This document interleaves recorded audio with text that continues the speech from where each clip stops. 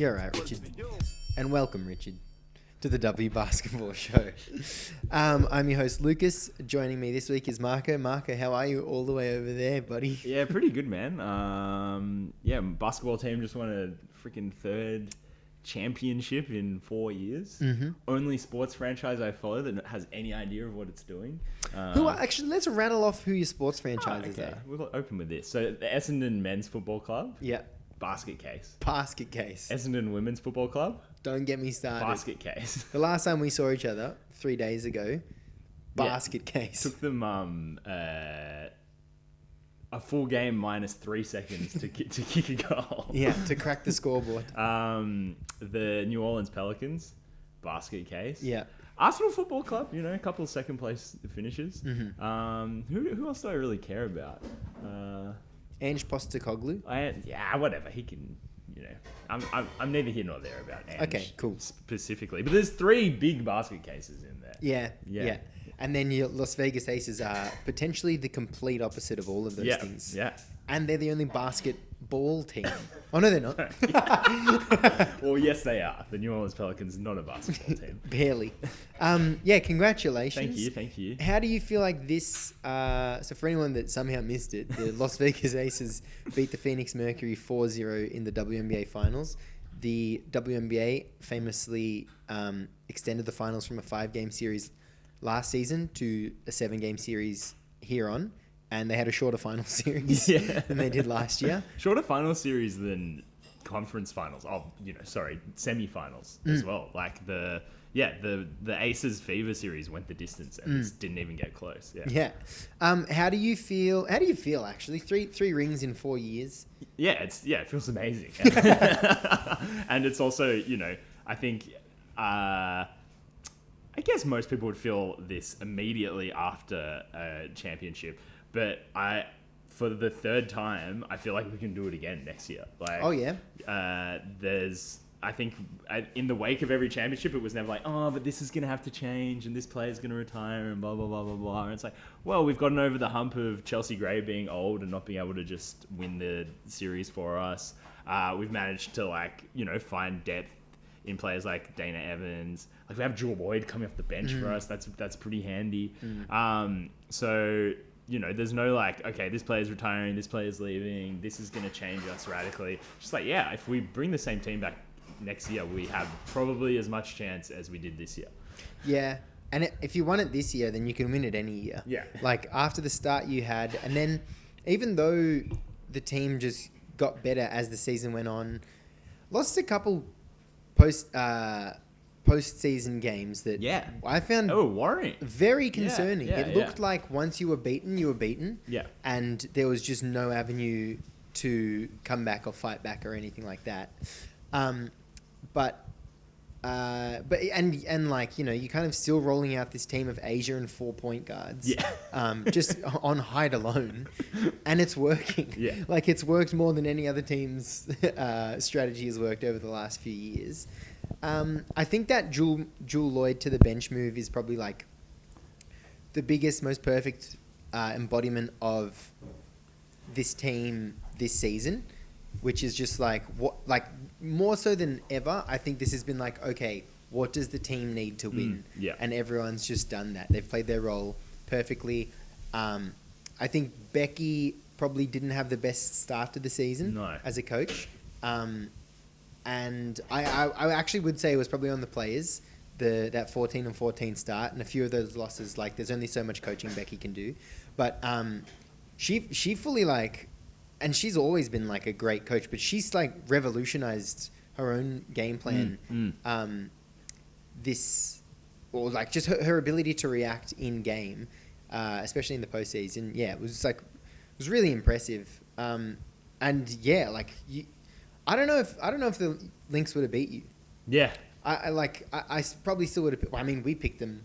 Yeah. We picked them about 2 weeks ago. But I think it would have been a toss up, and I think to take a macro look at this finals series, it was so much closer than it looks like on paper, because 2 of those games were literally down to the wire. Yeah. But none of those games were we not in control. Game 1, Mercury had a good run to start it, and then it was like pretty even all throughout the game. And then Alyssa Thomas misses 2 free throws with seconds to go, which is going to happen. And then game 2, we just had that second quarter where we completely ran over them. Game 3, Jackie Young scores the most points in a finals quarter ever with 21 points in the third quarter. And then Asia hits a game winner. It's like, okay, well, it doesn't matter what happened in the rest of the game because like those 2 things happened. And then game 4, no Satu Sabali, just no real chance for the Mercury. Like stopped one good run at the end of the third and early in the fourth. But like none of those games were like blowouts in the traditional sense. I would say like they were like we had moments where we took control in games 2 and 4, but like.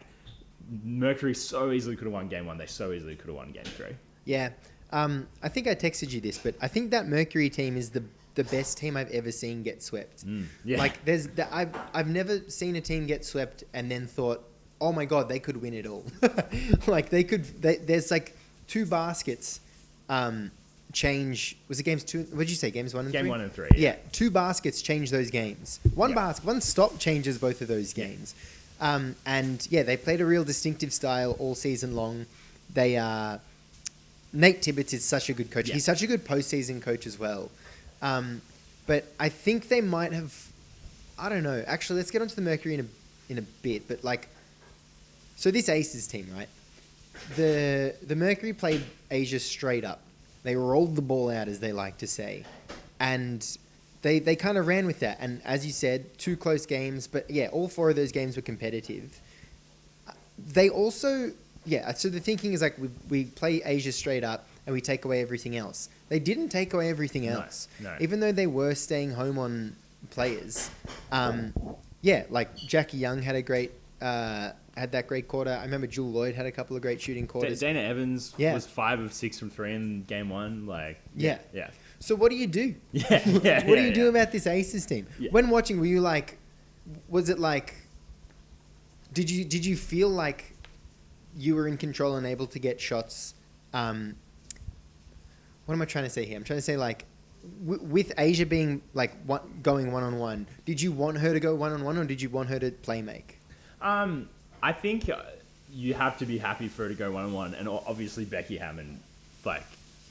I think she said after game 4, she was like, there was no game plan. It was just give the ball to Asia. Which isn't true, but that's the attitude that she like was bringing in this series. I think at the end of the day, like Becky Hammond's very, very good defensive coach. Asia Wilson, like multiple time defensive player of the year. Jackie Young's probably one of the better like point of attack defenders in the league. Like her and Kalia Copper, like guarding each other was so fun.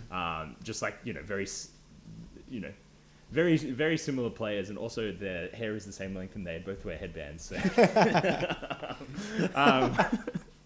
But I think what Becky's like attitude going into this series is like, let's not focus on like shutting anyone down in Phoenix, and let's just let our offense outshine their offense. I think we bet on our offense so much, like those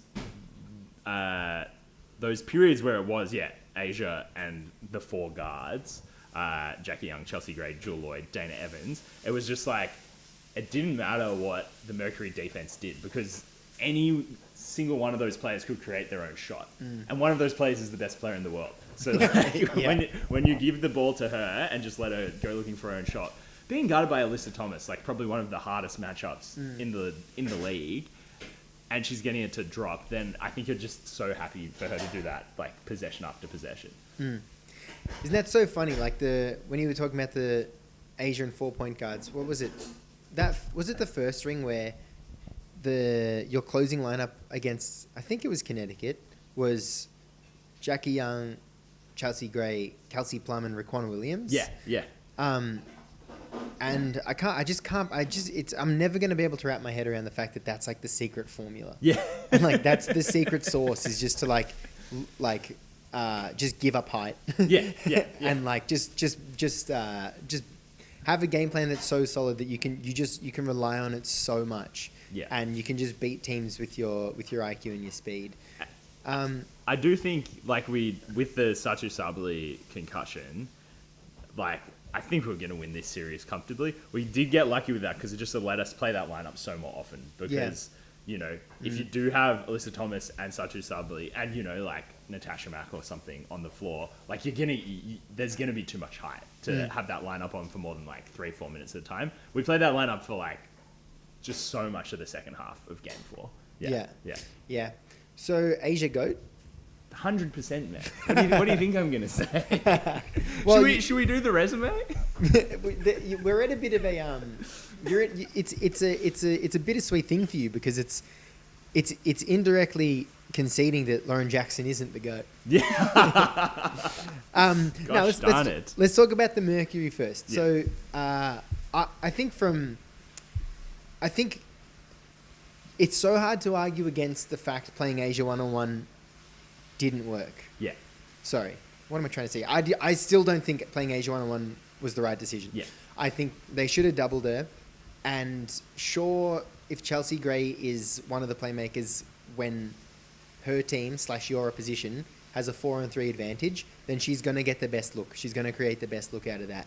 And just the Aces as a whole. And, you know, Asia's such a great player. She can find the fault in a double team, find where the lane is or whatever. And actually sometimes just shoot over the double team. Yeah. Often, yeah. Yeah. But I think that like you just needed to make that like that decision. Like you needed to be a part of dictating what the Aces were doing rather than let them dictate everything. But in saying so, like this is the first year of this iteration of the Phoenix Mercury, and like don't they just look so natural there? They look natural. Yeah. They work well off the crowd. They look so good in those like those jerseys suit all those players. Like it just looks right. Yeah. And I think the only thing for me is that as much as the underdog thing kind of serves them well, I think it also kind of hampered them as well. Because in the finals it was like, you know, we're the comeback kids, and it's like, yeah, but that's Asia. But that's like the Aces. They're you know, before this series they were champions twice in the last 3 years. Yeah. They know how to win. Like you can't give them a half every single game of the finals and expect to come back. So I think, and I love the way Nate Tibbetts coaches, and he's got the perfect roster for the way he coaches. But I think they probably needed to be a bit more like analytical and structured early in the games, rather than just be like free forming all game long.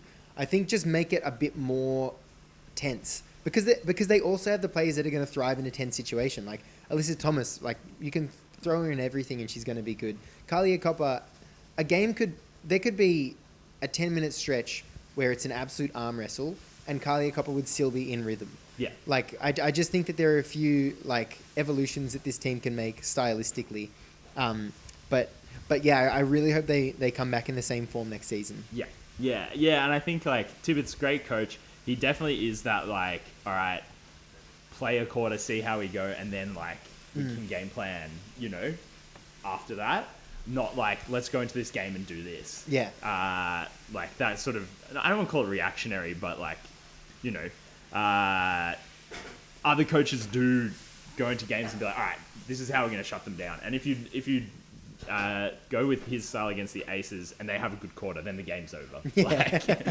Yeah. And also Becky Hammond is just still the best coach. Yeah. And yeah, I mean, yeah, I am really excited to see this roster again next year. My one thought is I do think they could get a little bit more depth in this off season. Yeah.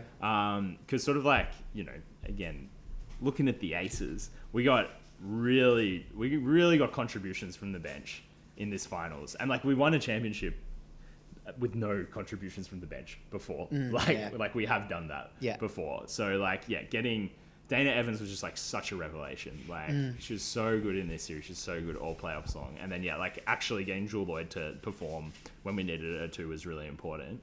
And then you look at the Mercury and you're like, like Duana Bonner, Sammy Whitcomb, really good. 38 and 37 years old. Yeah, true. True, damn. Duana Bonner, Lucas, need to remind you, I've said this several times on this podcast, Tawana Bonner had twins in 2017, and she's played she's played 9 seasons in the WNBA since then. Wow. God, I swear she's like 28. Yeah. That's crazy. Yeah. She's 37, sorry, not 38, but yeah. Like Okay, thanks for clearing that up. No, because I think of her, because you said before, like, you said something about Chelsea Gray not being able to, like, tap into whatever it was. You said something about... yeah, well, like, I mean, you know, that first finals, the 2022 finals was so weird because, like, we were such a good team, but we needed Chelsea Gray to hit every single mid-ranger she took to win the series. Like, but, like, she's 31. Yeah. Like, she's like 7 years younger than Tawana Bonner, and my mind stores it as they are the same age. Yeah, and their age is, like, 30 or 29. She's 33, Chelsea Gray, to be fair. Oh, yeah. Wow, she had 2 birthdays this year. Her birthday, her birthday was October 8 during the finals. Happy birthday, Chelsea. Oh, yeah. Bloody hell, you just know she would have been celebrating. But back to what we were just talking about, Asia Goat. Yeah. I just, like, I mean, there's someone who is also not 30 years old yet. Like, she's 29. Shout out 96 babies. Yeah, she's 29. So, like, why couldn't she win 2 more MVPs in the next 4 years? Why couldn't the Aces win? If the Aces win 1 more championship, that's, like, pretty, you know, done and dusted. Like, what? Maya Moore, 4 rings? I have no clue. I think she's the other GOAT contender. What about Diana? Yeah, exactly. Diana Taurasi. I think she probably has a whole... How many rings does she have? I don't know how many rings she has, but she has the record for Olympic gold medals. Yeah, that's crazy. That's crazy stuff. But, like, Asia could play in the Olympics for the next... She could play in the next 4 Olympics. Like, yeah, true. Probably not, but, like... When was the last one? Oh, last year. Yeah. Okay, the next 3, let's say. No, she could do the next 4. Yeah, That's 15 years. Yeah. Diana Taurasi, 3 rings, 2 finals MVPs, 1 league MVP. But yeah, I mean, she's stacked more accolades than anyone has. I think, like, resume at 29. Yeah. I'm not at all familiar with anyone from before I watched basketball. To me, the history of basketball doesn't exist.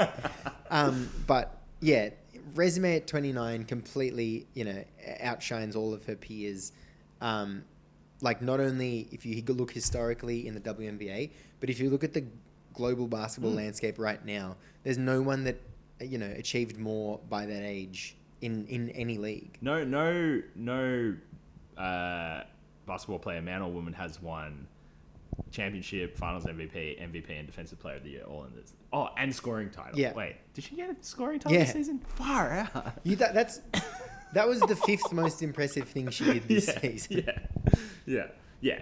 It's I don't know how you argue against it. And I think, like, we were talking a little bit last week about how, like, Alyssa Thomas is, like, that player that, you know, the best bigs in the league struggle against. Like, she manages to, like, you know, bring their performance down a bit. So Asia Wilson's career averages, this is like her whole career. Oh, God. 21.4 points, 9.3 rebounds, 2.3 assists on 49.8, 36.5, 82.1. Against Alyssa Thomas, it's... Oh, sorry, I thought that was against Alyssa Thomas. No, that's her career. Okay. Against Alyssa Thomas, it's 21.2, 9.8, wow. 1.9 on 50... 11.8 from 3. She doesn't take threes when she plays against AT for whatever reason. And 78.8 from the free throw line, whatever. So yeah, she just doesn't dip against the one player who can maybe mitigate what superstars do a little bit. Yeah. What's that Asia 3-point percentage over her career? What's she averaging for 3-point field goal attempts? 0.9. Okay. Yeah, cool. Yeah. She's taken... The first championship year, she was taking like 2.3, which is, and she'd like, I don't think she barely attempted one before then. And last 2 years it's been like 1.5 again. Yeah. Nice. Yeah. Well, I'm glad she just doesn't need to, because if she takes one step inside, it's 2 points. It's 2 points 100% of the time. Yeah, true. Yeah. True, and she's nearly always the 5th 3-point option on the court. Yeah. With 4 really good 3-point options. Yeah. Oh, that's how they won. Well, great. Dust off the horns and mount the goat. Mount the goat. Yeah, thanks, man. Thanks, Nice. man. It must be like I've never ever been on this side of the fence, but it must be really boring that we won another championship. Nah, no way. Really? No way. Nah, because like you don't have the same thing that other dynasties have, which is like they're just clearly going to be the champions before the season starts. Yeah. Like there's been the first year you just built too good of a team and you hadn't won one yet. The next year, the Liberty came at you with this god squad. Then last year you didn't make the finals. Then this year, you guys were by no means the perfect team. No. Like there were holes throughout the roster. The game plan was shot. The game you lost against the Lynx to make it 14-14 was 111-58. Like fucking hell. Yeah. Like that is a devastating loss. Yeah. That is our season's over. You shouldn't win a championship after getting beaten by almost 60 points. Yeah. There's been resolve in all of the championship years, and then there was the clash of the Titans 2 years ago. So no, it's not like I don't know, the Golden State Warriors in the NBA when they started celebrating when KD signed the dotted line those championships. Yeah. No, it's been awesome to watch. It's been such like a relatable dynasty. Like the way the dynasty is formed, there's still been like you want to root for it. Yeah. And you've never brought in a player that's better than Asia Wilson, and you can't bring in a player that's better than Asia Wilson. But like the hierarchy has been Asia. Hold on, actually, that's a good question. Where do Becky and Asia rank? Like I think it's probably Asia. I think it's Asia. I think you have to. Yeah. You have to give the player more props. Yeah. But I think the hierarchy has always gone Asia, Becky, Chelsea, and then whoever else is there, Kelsey Plum, whatever it is. So I think, the core of the team has always been the most important pieces. Yeah. So it's not like you're bringing in these gun for hires on this god squad. No. It's a different bloody chapter every season. Yeah. Hey, our bloody gun for hire, she comes off the bench actually. Jewel. Yeah, my God. The one thing I'll say, last thing about this, just in response to what you said, I think Jackie Young is usurping Chelsea Gray as the third. Oh, you reckon? Yeah, she's like, oh my God. She made WNBA second team this season. It's probably made one before. But that feels like she had. But as she's so good and she's very well rated, I think she's still slightly underrated. She, especially in this series, her playmaking and shot creation, I think finally took that another step up. Yeah. I think she had it. Hold on, I need to get this up because it was an incredible line. Oh, they're actually right there. If I just want to look at them. Perfect. I'll jump. Oh, go on.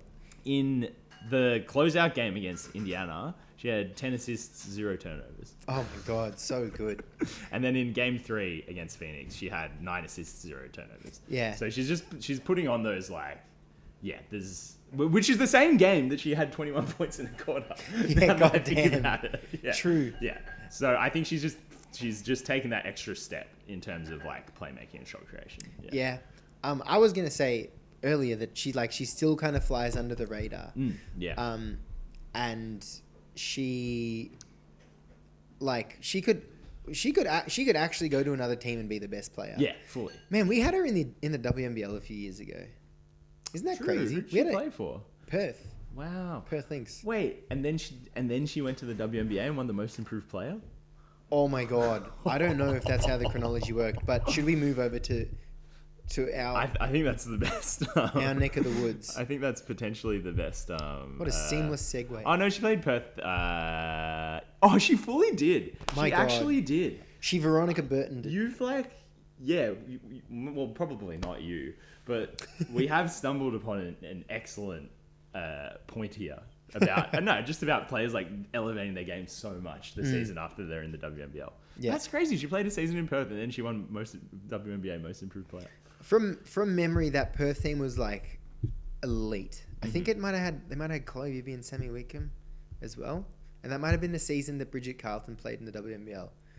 I mean, who knows? There's no way to find out. But that might be the perfect segue. Marco, the WNBL season is in 5 days. 5 days, you say? The Perth Lynx did just make a huge signing. Literally. Yeah, far out. It's been killing me not to say in more ways than one. But yeah, the WNBL season is 5 days away. Southside and Canberra will be tipping off at John Cain Arena at 2 p.m. on Saturday. The teams are looking more stacked than I have ever seen them. 1 through 5 and then 6, 7, 8 as well. But yeah, I'm so keen. Han Shu was the signing that we were alluding to before for the Perth Lynx. That was announced on Saturday. That completely torpedoed my weekend plans because I had an article coming out on the Pick and Roll. Well, they came out this morning about the WNBL's imports and like not looking at the imports, but kind of looking at the teams and the dynamics that they have with their imports. Which teams' imports are their stars? Which teams' imports are supplementing their Australian talent? And so on and so forth. But that was a really fun article to write. And it really got me hyped for the season because the import class is just elite. Trying to pick a champion for this season is impossible. Trying to pick 4 teams that are going to make the finals is so hard. Especially given we haven't seen any of them play. But Marco, the WNBL season is just around the corner. Where do you want to start with this? Do you have any questions? Oh, of course I have questions, Lucas. Well, yeah, I guess, who's going to be the biggest riser this season? And perhaps, is there someone who's going to be a sinker in return? But I'm more interested in riser. Biggest riser for me, I think cut and dry has to be the Canberra Capitals. Their off-season has been just ridiculous. They've made they've retained Jade Melbourne, and like that's the most interesting one for me because what is she going to look like next season in the WNBL? Having had this season in the WNBA where she had increased responsibility, Sydney Johnson really liked her as a playmaker and a defender for the Washington Mystics, I just think she's gonna like. I think the leap she will take into next season will be her biggest of her career. When players take that step and you're like, wow, you are unbeatable. Like you are now unbeatable and you're just refining parts of your game. I think she's going to make that step this season. And I just think she's going to be like a brick wall defensively. And just an absolute maestro with targets that she hasn't had before. One of which being Zatina Akuso. She's going to start the season inactive. She got injured at the Townsville tip-off, which no one was able to see because they didn't broadcast it. Yeah. Sarah Blitzarv's also signed there. They still have Nadia Poch. They signed Cathy Sissoko as their import, one of their imports who's debuting in the WNBL this season. And then also Nicole Munger. She's coming back for her 4th season in a row with the Canberra Capitals. And I just think that's also a really underrated part of what the Caps are doing. Because, oh my God, hang on. Have I paused? No, we're still going. We'll cut this out. Nicole Munger. I think being able to retain an import is such a challenge for like every WNBL team. So to have someone like Nicole Munger, who is like part of the fabric of that team, now their starting lineup, well, they won't have Zatina Akuso for a couple of weeks, but like Melbourne, Munger, Blitzarves, Sissoko, Akuso, like that just talk about a riser compared to who they were last season. They're going to be pick. Another thing is who's got the best starting 5 in the league is also just like I can't pick between like 5 different teams. But they could have the best starting 5 in an absolutely stacked competition. So Canberra, my biggest risers. Yeah. Nice. I like that. Well, speaking about imports, who is going to be this season's Veronica Burton? Who's here to rehab their career, or, who are you most excited to see? Who do you think just needs like a good season in the WNBL before they, make a splash in the WNBA? I think we might not have a most improved player, but I think Isabel Borlase and Megan McConnell as the backcourt in Bendigo. I was thinking Megan McConnell, yeah. I honestly think the MVP will be between Jade Melbourne and one of them. And Wow. yeah, it's just like Isabel Boulais, MVP. I don't know, man. She played. I love the call. It's great. Well, so like let's get aggregated. the fact that it's a coin flip between the Bendigo backcourt is because that's kind of what it was last season. And then as the season progressed, Sammy Whitcomb was just a class above when she won the MVP. But I think they'll share like creation duties early in the season. But I think like the hierarchy of like who is our primary creator, who is our like big shot taker at the end of the game, that'll sort itself out, you know, at the back end of the season and into the postseason. And so, you know, like I think fans will, and the two of those backcourt players in McConnell and Boulais, they will figure out who that player is. And then Jade Melbourne will just be, from the jump, I think she'll be elite. Yeah. So, I mean, you didn't ask me about MVP, but those would be my 3 front runners for MVP. And then I think in terms of rehabilitating their career, I think it is Han Shu who signed with the Perth Lynx because she's going to miss the first 8 games with national duties. But I think as a player she debuted in the WNBA at age 19. I fully forgot she was that young. I just remember watching her thinking like, oh, this is someone that's been on a journey that's finally found like a stop in the WNBA. But no, she was starting her career. So I think that she might be that player that like makes their way back to the WNBA. And then there are a few players that were on WNBA rosters this past season who didn't really get the opportunities. But they actually all have pretty interesting stories. I think a lot of the imports could really pop. Like Serena Sundell for the Adelaide Lightning. I think Adelaide will be the worst team in the league this season.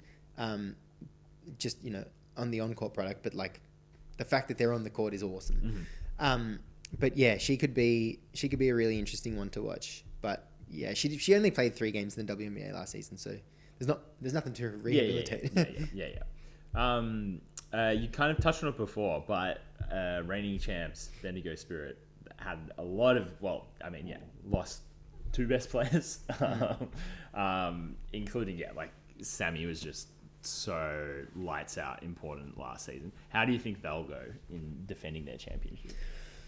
Yeah, they could still be the best team in the league. Oh, no. Townsville's the best. Bendigo, it's so like... No, Townsville's definitely the best. Like Sammy and Whitcomb and Burton as a backcourt. WNBA Most Improved Player in Veronica Burton. WNBA finalist in Sammy Whitcomb. And not like a relief player, like one of the players in their best lineup. And replacing them with like Boulais, I'm just so certain she's going to take a massive leap this season. She's been in Adelaide for I think 3 seasons now, and they have just been the most unstable, uncertain team from an organizational standpoint. They were almost not going to be part of this WNBL season, and then the South Australian government stepped in as the owners for the next 3 years, and then at their season launch, I can't remember who it was, but there's an ownership group that's going to own the team beyond that for 3 years. So they've gone from the most unstable franchise to the most stable franchise. Unfortunately for them, that happened while other teams were making signings. So I think Boulais is going to have gone from that situation where it's like, man, like I'm just trying to make a career for myself. And like, she's obviously an elite talent. We see it she gets selected for the Opals. She gets trusted to play for the Opals. She is such a good athlete. She's such a smart basketball player. And Bendigo just has the facilities and the pathway and like the coaching and just the environment to get players to that next level. Kind of indirectly, but you know, somewhat directly, but like in pursuit of like a WNBL championship, they empower their players and their players develop just like tenfold. All right. Final question, Lucas. Geelong Venom. 1. Yes or no? It's got to be better than Geelong United. Yeah. It's got to be better than Geelong United. I feel like it's I'm not going to count it out.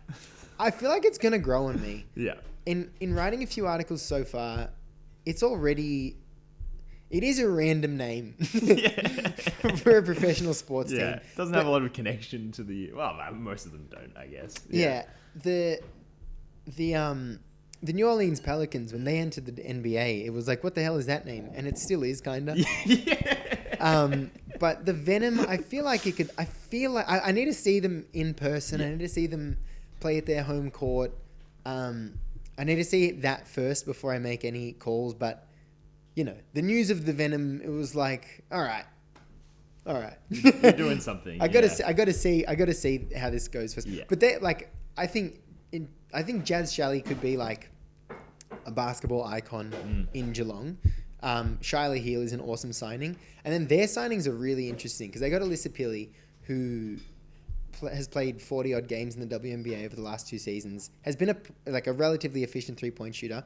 Then they also got Mackenzie Holmes, who was injured in the 2024 WNBA season, and she was and she plays for the Seattle Storm, so she's behind Ezi Magbagor, Nneka Agwumike, Dominique Malonga, and then the next rung down of experienced bigs. So her trying to crack in there was impossible. And so I think she'll be interesting as well. But then there's Geelong. There's another team that might have the best starting lineup in the league. Yeah. So it's too hard to tell, man. Well, that was my second part of that question is, as a part-time Geelongsman, will you be? Will you be going to Venom games? Will you be donning the blue, navy white and lime green? Donning the lime. I'll be at a lot of Geelong games. From what I've mapped out already, I should be able to get to at least 8 of them. Far out, that's awesome. Yeah, well, it's also free weekend in Geelong. Yeah. Infamously better during the summer than Melbourne. Yeah. I'll be donning the lime. I really want to see what that team looks like fully healthy. Because there's also another star. Oh, and Alex Sharp. Because Shelley, Heal, Pilley, Sharp, Holmes. That's really, really good. Those are some really good athletes. And Jazz Shelley last year just had to create too much offense. And those are 4 players she can pass the ball to and not have to create for them. Yeah. They'll be real. Oh, far out, man. This is going to be such a good season. This could be the best season of this could be the most competitive season of any sport I've ever watched. Wow. Top to bottom. Golly gosh. Yeah. Well, you heard it here first, folks. Should we quickly duck across the other side of the pond again for our final talking point of this podcast, Lucas? What is this? We didn't talk about Napheesa Collier and oh my goodness, Cathy Engelbert. Oh my god, I mean Cathy Engelbert and Ernie. That's what I call her anyway. All right, man. So what the hell? What the hell has happened? Where do you want to pick this up? Because I feel like people will have their own views on it. But where do you want to? What's stuck out to you? Well, yeah. If you haven't seen the statement from Napheesa Collier, I'd advise you to watch it because it's just such a great. It's just such an impressive distillation of a professional sports player's concerns that you don't usually get to see in that format. You don't usually get this all right, here's everything I think is wrong with the sport that I am the second best of in the world at. Also, she's the vice president of the Players Association. Yeah. From the voice of the players of that sport, and just with really good and pretty damning receipts. Some of those quotes that Collier attributes to Commissioner Engelbert are pretty bad. They're terrible things to say to like the face of your league. They're terrible things to say to any professionals. They're terrible things to say to anyone, like, regardless of context. Yeah. Like saying like, well, only the losers complain about the refs, and yeah, like Caitlin Clark should be grateful she makes $16 million off the court, because without the platform that the WNBA gives her, she wouldn't make anything. Like, that's just complete and utter nonsense. And then also, in that, she also said, Napheesa quoted Engelbert saying, the players should be on their knees, like thanking the WNBA for what we do for them. Yeah. Now, since then, Cathy Engelbert held a press conference and effectively said, in the most roundabout way, I said those things. Yeah. She did not deny a single thing. She came out and said, I am a person too. I have kids. But I did say those things. And it's just like, okay, I'm all right. The only like, hey, give Cathy some slack is, yeah, sure. The face of a league is like just mainly a mouthpiece. And like they are the person that falls on the sword of, you know, a whole room of people's decisions. That being said, Cathy Engelbert, you cannot say such just like damning and like hurtful and inflammatory things to any, like if you know that that's the role that you play, how are you going to speak to your players like that? And like there's no, you like, she's fully got the, I mean, we spoke about Diary of a Wimpy Kid at length on Friday. Have you ever seen anyone with the cheese touch more than Cathy Engelbert right now? Man, the way when God, you guys won the championship, the way Asia like took the finals MVP off her and like barely touched her was like, oh, that's where it's at. Yeah. That's where it's at right now. Yeah, it's a feeling around the league. It's not just Napheesa Collier. Yeah, it's the whole league. I mean, how many teams, how many coaches, players have been upset about the way that they've been treated and the way that the game's been officiated? And then also, no one said anything good about Cathy. Yeah. No one's come out in her defense. Yeah. The officiating stuff's really interesting because, like, well, like the Lynx literally got a championship stolen from them last season. Yeah. Like it's just pretty definitively there was bad calls in that. What was it? Was it game 5? Was it the last game, or was it? Well, it was all series. Yeah, it was all series. Yeah. But like the fact that there was like a call with like 4 seconds to go that allowed the Liberty to, I think, tie it up at the free throw line. It was just like, this is absolute garbage. The fix is in. The fix is in.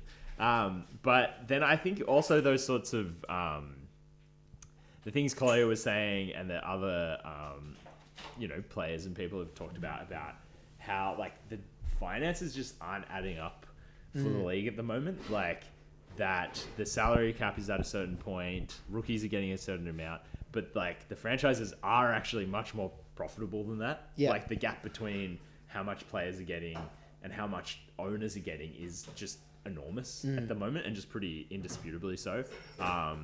Especially, just with the meteoric rise in popularity of the league over the last 2 seasons. Again, let's just say it, thanks to Caitlin Clark. Like, it's just, like Cathy Engelbert, you wouldn't have a job without players like Napheesa Collier, without players like Caitlin Clark, without, So I think that, to me, the officiating, I mean, that's not something I feel like I know how you fix. Like, just off the top of my head, is it like, oh, you do X, Y, Z, or you fire this guy, or you bring in this person? It's like, it feels like maybe a more difficult thing to address. But the money thing just feels pretty straightforward. Like, a new CBA needs to be negotiated that is just so much more player friendly. But they just, even less so than that, just less player unfriendly, because the percentage, the piece of the pie that the players are getting at the moment is just insanely low. Is it 9%? Yeah, something like that. It's around that. I think it's a pretty crazy one, because I think the league feels like it has the players where it wants them, but like the players can just go play in Europe and make 8 times more money. Yeah, like they don't have to. Yeah, and they do, but like there's nothing that needs to get set up. Like, sure, they've set up the Unrivaled League, but like they didn't have to do that. And even if that crumbles, then they can just go. It's crazy that there are other destinations in the world right now that are better options. It's not something that needs. It's not something that's revolutionary. But I think the league is just like, how do they not realize that they are so much more reliant on the players than the players are on them? Yeah. I mean, I think they do know that, and they're just they've just taken this relationship for granted, because, let's 5 years ago, like the popularity of the WNBA just didn't even come close to what it is Yeah, now. true. And the quality was probably like one step down. Yeah. But the popularity was like 5 steps down. Yeah. So True. like maybe I think they know. I think they're quietly shitting themselves, being like, shit. It's like the fact. Yeah, it's the players that are bringing you eyeballs to the sport, not anything we do. I mean, yeah, adding more games to regular season is good. Like expanding the playoffs is good. All of that stuff like are net positives in terms of increasing popularity of the league. But yeah, at the end of the day, it's got nothing on the icon status of the players. Well said, Marco. That's it. Goodbye. Yeah, I'm just, you know why I actually paused there? It's because I was trying to think of something new to say, because I've said what I was about to say on a different podcast. Right. Okay. But yeah, it's time to fucking pay the piper. Yeah. And like, isn't it so great that the WNBA has become this product that is so profitable now? Like, that's where we're at, and everyone wants to get what they deserve, and like the players should be the ones that get what they deserve more than anyone else. But like, there's always going to be a party that feels like they're hard done by in this deal. But isn't it so? You know what? Forget about the piece of the pie. Think about the pie. Yeah. The pie of the WNBA right now is it's enormous. It's grown so exponentially. Yeah. And seeing that rise from before it happened, and also kind of when it wasn't on the precipice. Yeah. To then seeing that game between Caitlin Clark and Angel Reese, and then that Caitlin Clark run in college, and then seeing like, oh shit, it's about to blow up. Yeah. And then seeing it blow up, and it's like, it's just, yeah, I feel like it did feel like it was rising steadily before that, but then to see it just completely like blow its lid off is like, it's so cool. Yeah. 100%. What was I gonna add to that? Now I'm having my same moment. Where I think I messed up. I messed up the tempo. That's all right, man. It happens. I'll take that. You know, and also we've been at it for an hour now. Yeah. The last thing I'll say, yeah. So you're right about that 9%, which is compared to the 49 to 51% of split of the NBA. Yeah, like NBA players get half of the revenue of the league. Yeah. Just completely insane. Yeah, that's it. Last thing I was going to say. So, like, yeah, Napheesa Collier's husband is the commissioner of the Unrivaled League, which, like, I think the WNBA views as a bit of a threat. Yeah. But Unrivaled has never positioned itself as a threat to the WNBA. It's always been like, we want to be a complement. We want to be a complement to this. And I think the way Collier made this statement wasn't like a, fuck the WNBA, come play for Unrivaled. It was not like that at all. It's like, I want the WNBA to do better. Like, if the WNBA's shit, that is technically good for me and my husband, because more people will watch our product, which is, gonna grow to be better and better. I want the WNBA to be a good place where the best players want to play and can get paid what they deserve. Yeah, and you know what's actually crazy is that like how little of that has entered the conversation. Yeah, because that's just not. No one has been like, no one's gut reaction has been, oh, she's only saying this because she co-owns another league. Like, They're like, oh my god, it's so it's not even like, it doesn't even spring to mind, because it's like, oh my god, look at how injured Napheesa Collier is now. And then like with Satu Sabali and her injury a few weeks later, or whatever it was later, a week or two later, I actually indictment on me, but I actually haven't seen this, but apparently after the play she just wasn't at all cared for in any sort of way, and she like, I can't remember what it was exactly, but there was like no one from the league that was like helping her get off the court in a safe way, and it was like, whoa man, like you added fuel to the fire.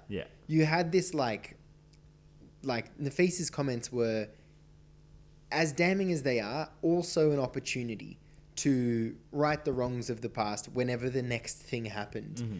Then the next thing happened and you did nothing about it. Yeah. And the next thing didn't happen next season or over the off season. The next thing happened next week. Yeah. So, yeah. So, what do you reckon? Cathy Engelbert? Cathy Engelbert out. Will she be the commissioner next year? Well, just like terrible response. Like I think that's the main thing. If she'd given a good response and been like, all right, yeah, we hear you, and obviously we're going to try and address this. But like, yeah, you're right. Her response was like, yeah, I said what I said. Yeah. Like, yeah. It was pretty empty. It's crazy that she didn't deny one thing. Yeah, yeah. Deny one of them. Come on. Final thing I was going to say. I feel like sometimes, not a good barometer, but an interesting barometer for attitudes to women's sport is on like toxic male sport Twitter. And, oh yeah. And I can't remember, it was on one of the videos of like Collier's statement, which had tens of thousands of likes. And the comment, which also had thousands of likes, was like, man, owning a WNBA franchise seems so profitable. Like, what a good deal if they're getting that percentage of the pie. Like, that's so funny. Like, people being like, yeah, that's fucking, like, there's money to be made here. Yeah. The fact that it's resonating with people on Twitter. Yeah.